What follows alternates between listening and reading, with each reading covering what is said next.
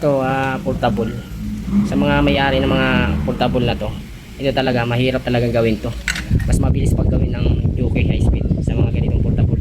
Ako bilang sa pagmamayabang, ang dami ko ng mga ginawa nitong mga portable na to, halos iba-ibang mga model. Pero kahit pa paano nahihirapan pa rin talaga ako mag-ayos.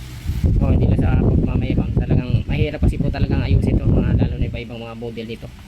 Kaya sa mga may-ari ng mga sewing machine o kaya mga portable, mag-ingat lang po talaga kayo sa makukuha yung mekaniko. Kasi dami ko na rin na-encounter na galing sa mga mekaniko na ginawa, pero kasi yung ibang mga mekaniko nito inaayawan talaga ito nila. Sabi ko nga mas maganda pa yung UK high speed kasi nga yung timingan nun iisa lang ang mga posisyon. Ito kasi iba-iba kung saan-saan ang mga posisyon nito.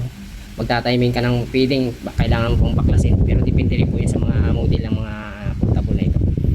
Pagpatid nga lang ng sinulid, mahirap din yun. Kaya sabihin ko sa inyo, kaya din naman nilang ayusin yan pag tinutukan nila. Pero pagdating sa servisan, siguro maghapon talaga yan sila sa kakabaklas yan. Kasi sa akin talaga, abutin talaga rin ako ng siyam-siyam eh. Maraming mekaniko na hirap nang gumawa nitong mga portable na to.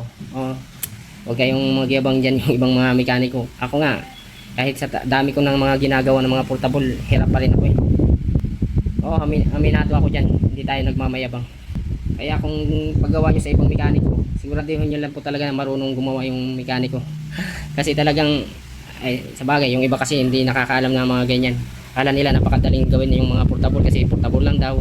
Ang hindi nila alam, mas mahirap gawin pa itong portable kaysa industrial. Yan po ang lagi yung tatandaan sa may mga nagmamayari ng mga portable na ito na katulad dito.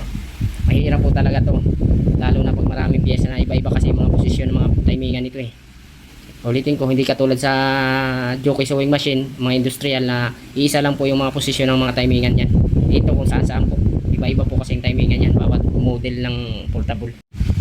Sa totoosin lang, marami talaga nagpapaservice sa atin ng mga ganito mga may-ari ng mga portable. Yung iba hindi ko napupuntahan, pagdating ng araw magpo-post na ng bakit daw yung mekaniko na ginawa nila, ginawa lang daw, binaklas, hindi naman binalikan. Yun nga po, kasi talagang may mga mekaniko talaga hindi lang sa paninira, ayaw nilang gawin yung mga ganito. Hirap na hirap po talaga sila mga ganito.